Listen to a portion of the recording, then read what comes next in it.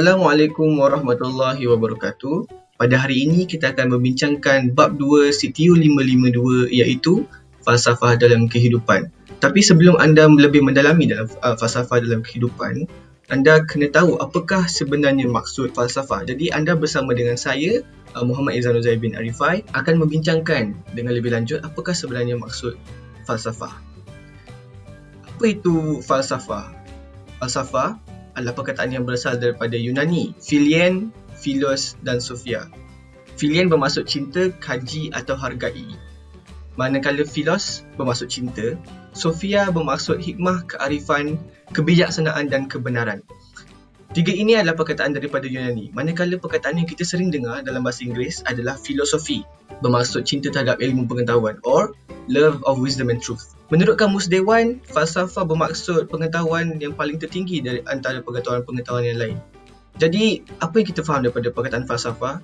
Mainly adalah daripada perkataan cinta dan juga terhadap ilmu pengetahuan. Jadi, kita tengok banyak tokoh-tokoh yang arif hidup daripada zaman dulu sampai sekarang membuat banyak falsafah.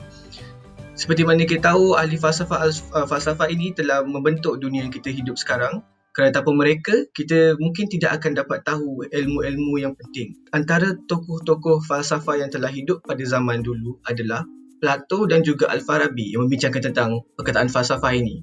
Jadi menurut Plato yang hidup daripada 427 hingga 347 sebelum Masihi, menurut beliau falsafah ialah pengetahuan tentang segala yang ada.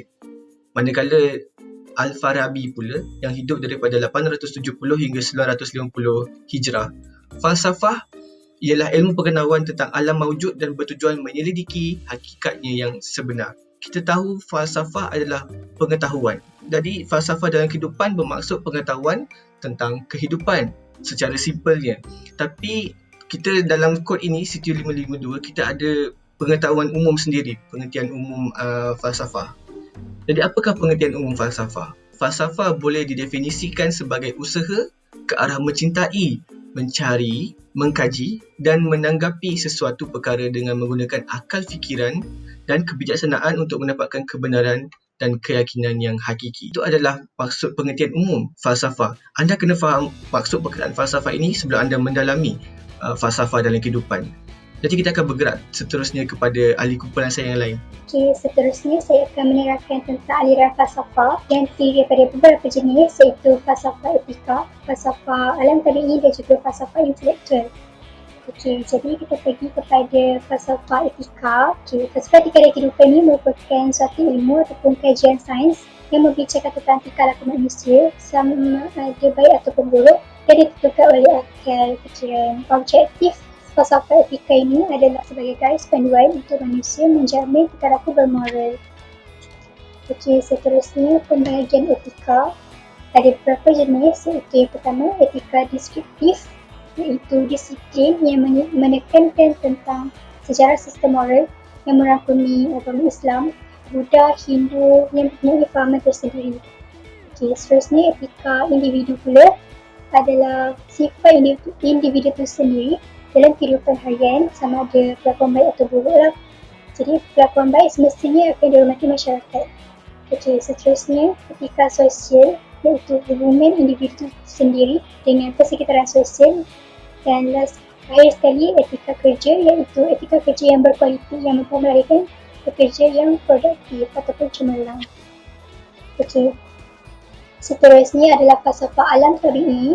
Okey, alam tabi'i itu adalah yang ada di muka bumi ini. So, ia merupakan jalan kedua untuk manusia mengenali kebesaran Allah melalui fakta ilmiah yang jelas untuk dikaji menggunakan akal fikiran. Ilmu sains dan juga teknologi menjadikan para ilmuwan menggunakan akal untuk berfikir secara seimbang selaras dengan keimanan. Dan sains juga berperanan untuk menegakkan keadilan dalam kesan ataupun teknologi yang terhasil daripada eksperimen. Okey.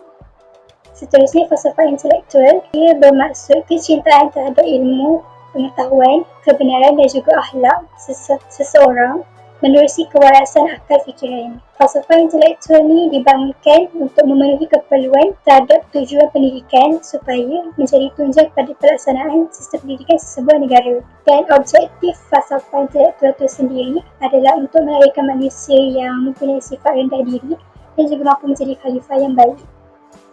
Dan akhir sekali, ciri falsafah yang dapat dikongsi bersama adalah yang pertama, penyelesaian masalah secara rasional dan mampu melakukan tindakan yang baik serta mampu memantapkan individu ke arah yang lebih baik. Jadi yang seterusnya iaitu aliran ilmu falsafah akan diterangkan oleh kawan saya. Assalamualaikum warahmatullahi wabarakatuh. Nama saya Nisa binti Muhammad MC akan menceritakan tentang aliran ilmu falsafah. Aliran falsafah ni terdapat dua, iaitu pertama adalah falsafah teoretikal. Falsafah teoretikal ni adalah bertujuan untuk mencari hak dan kebenaran. Dalam falsafah teoretikal ini terdapat tiga bahagian. Pertama adalah falsafah tabi'ah.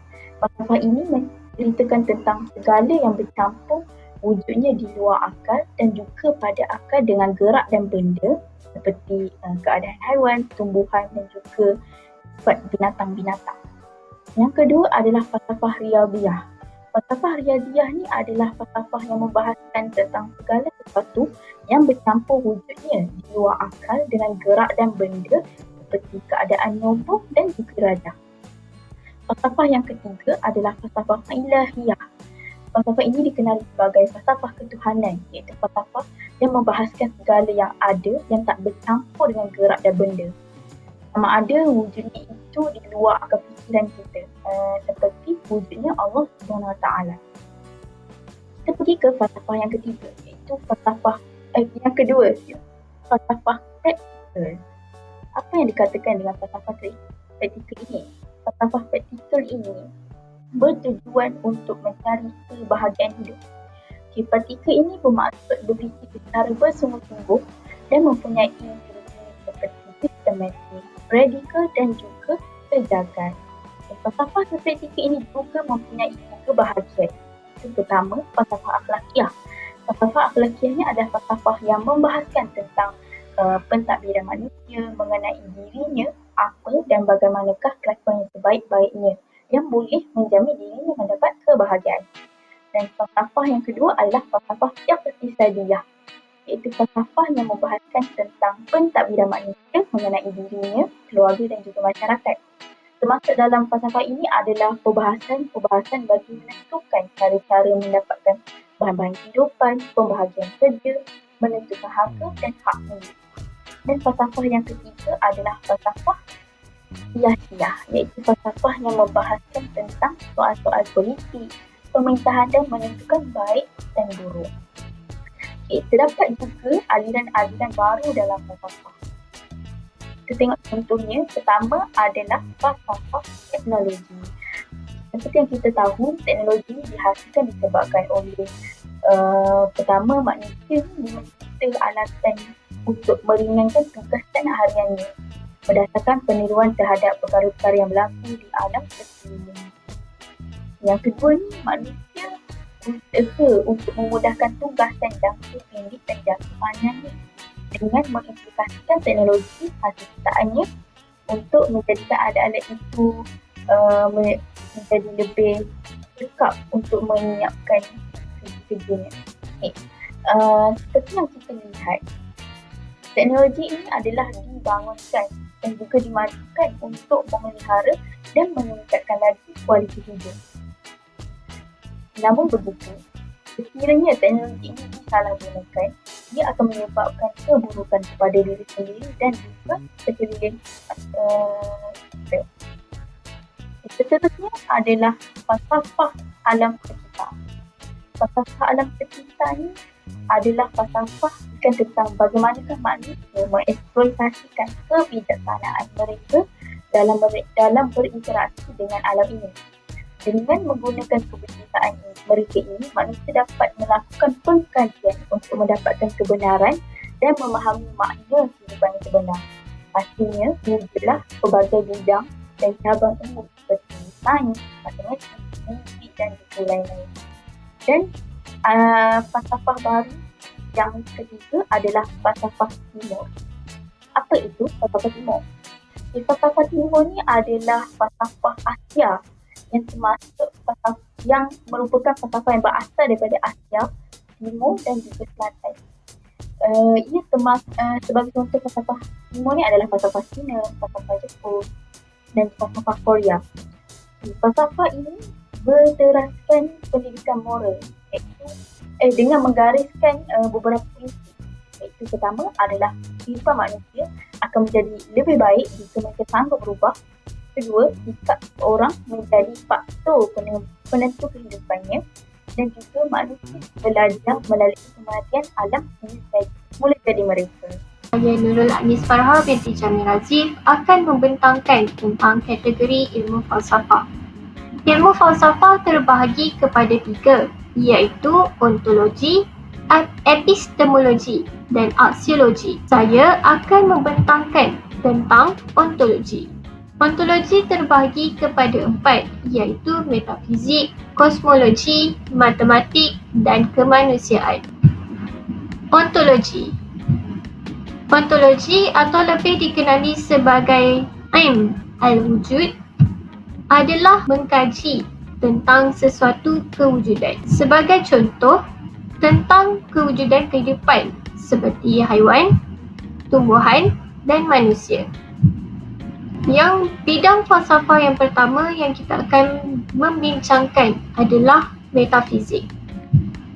Metafizik berasal dari perkataan Greek, iaitu meta yang bermaksud selepas dan fizik yang bermaksud alam semula jadi.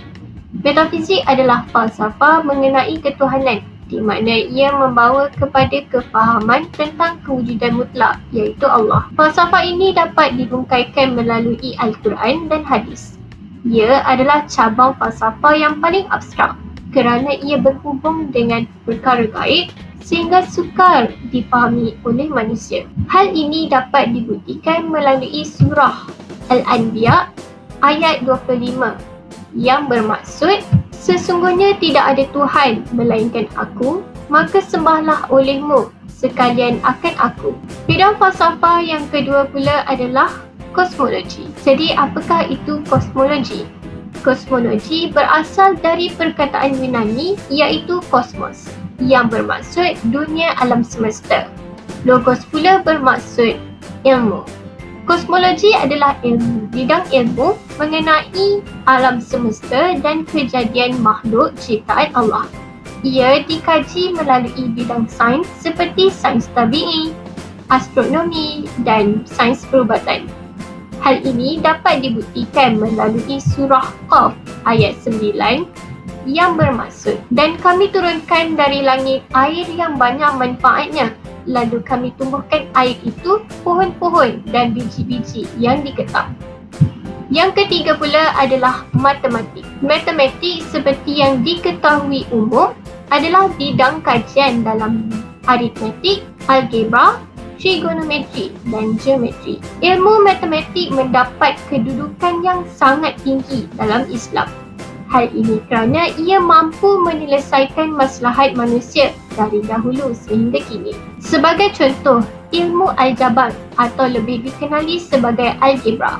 Ia diperkenalkan oleh Al-Khawarizmi melalui karyanya iaitu Al-Mukhtasar fi Hisab Al-Jabr wa Al-Muqabalah. Ilmu algebra sangat penting kepada umat Islam untuk menyelesaikan masalah hukum syariah seperti faraid, perniagaan dan pembahagian tanah. Dan yang terakhir adalah kemanusiaan. Kemanusiaan adalah ilmu dalam bidang sosiologi dan sejarah. Ia merangkumi geografi, sejarah, ekonomi dan sebagainya. Sebagai contoh, Al-Biruni telah menghasilkan karya dalam geografi di mana beliau telah mencipta kaedah mengukur longitude dan latitude dan juga bagaimana untuk mengukur keluasan dan ketinggian bumi. Jadi itu sahaja daripada saya. Yang seterusnya akan dibentangkan oleh Nadia. Nama saya Nurul Nadia binti Fauzi. Saya akan menerangkan tentang epistemologi dan aksiologi. Jadi epistemologi ialah kajian tentang ilmu pengetahuan dan ia mengkaji tentang 3 bahagian, iaitu sumber pengetahuan, tabi'i pengetahuan dan kemungkinan pengetahuan dan batas-batasnya. Untuk yang pertama, sumber pengetahuan, ia adalah usaha-usaha dalam mencapai jawapan terhadap persoalan itu ataupun jalan-jalan yang boleh dicapai atas sesuatu pengetahuan itu. Contohnya, bagaimana manusia boleh mengenali perkara di sekeliling mereka seperti pokok, barang-barang dan sebagainya. Jadi terdapat 3 aliran falsafah ataupun cara dalam untuk memberi jawapan terhadap persoalan tersebut. Jadi yang pertama, rasionalisme, ia mengatakan akal dan intelek adalah cara paling betul untuk mengenali sesuatu. Dan yang kedua, empiricisme, mengatakan panca indera adalah punca asas untuk mengenali sesuatu perkara. Dan yang terakhir, intuitionisme, ia mengatakan bahawa sesuatu perkara itu dapat dikenali melalui mata hati. Seterusnya, kajian tentang tabi'i pengetahuan ataupun sifat pengetahuan itu. Terdapat 2 aliran falsafah. Yang pertama, rasionalisme, ia mengatakan akal merupakan sikap pengetahuan. Dan yang kedua, realisme, mengatakan ilmu itu bersifat real. Yang terakhir, tentang kemungkinan pengetahuan dan batas-batasnya. Jadi ia membincangkan tentang persoalan seperti adakah manusia mampu untuk mengenali semua perkara dan adakah kemampuan manusia untuk mengenali perkara itu mempunyai had ataupun bersifat mutlak. Jadi para filsuf berpendapat bahawa manusia tidak mampu untuk mengenali sesuatu itu secara mutlak. Berarti kata lain, manusia mempunyai had untuk mengetahui sesuatu perkara itu. Seterusnya, aksiologi. Aksiologi ialah kajian tentang nilai dan tingkah laku manusia. Ia terbahagi kepada 3 bahagian, iaitu logik, etika dan estetika. Yang pertama, logik. Logik berkait dengan pembentukan idea dan prinsip idea. Ia juga suatu disiplin yang mengawal pemikiran manusia sewaktu berfikir daripada terpesong menerusi kaedah yang tersusun dan bersistem. Seterusnya, nilai etika. Etika membincangkan tentang perbuatan manusia sama ada baik ataupun buruk. Ia mengkaji tentang kebaikan seseorang dan mengkaji tentang tanggungjawab seseorang itu terhadap diri sendiri, masyarakat, agama dan juga bangsa. Yang terakhir, nilai estetika, di mana ia berkait dengan keindahan. Ia kajian tentang berkaitan dengan seni dan kecantikan dan juga merupakan suatu kajian tentang makna kesenangan, sifat objektif dan subjektif keindahan. Selain itu, nilai estetika juga disebut sebagai falsafah seni.